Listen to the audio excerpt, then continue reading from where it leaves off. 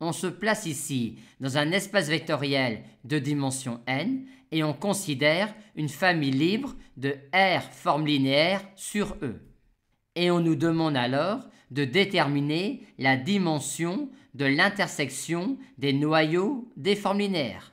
Si on considère l'expression analytique d'une forme linéaire dans une base B de E, on peut alors voir l'intersection des noyaux de ces formes linéaires-là sous la forme d'un système linéaire.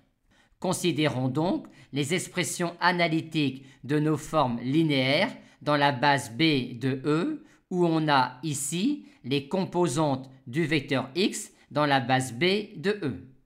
Et regardez alors l'intersection des noyaux de ces formes linéaires-là revient exactement à s'intéresser au système linéaire sans second membre dont les différentes lignes sont ces lignes-là. Et la matrice alors associée à ce système linéaire-là est la matrice dont les coefficients sont les coefficients AIJ. Et s'intéresser alors aux vecteurs de E qui appartiennent à ce sous-espace vectoriel-là revient exactement à s'intéresser aux colonnes de quart de A. Et il s'agit donc maintenant de déterminer la dimension de ce noyau-là. Or, d'après le théorème du rang appliqué aux matrices, le nombre de colonnes de la matrice A est égal à la dimension de son noyau plus son rang. Or, le coefficient AIJ qui apparaît ici est la jème composante de la forme linéaire phi dans la base de l'espace vectoriel des formes linéaires sur E constituée des formes linéaires coordonnées dans B.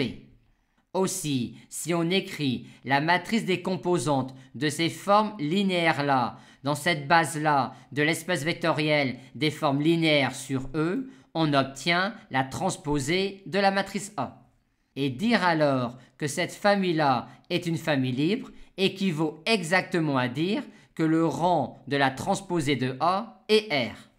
On a donc également R qui est le rang de A, et donc finalement la dimension de quart de A, c'est-à-dire également la dimension de ce sous-espace vectoriel-là, est égale à n-R.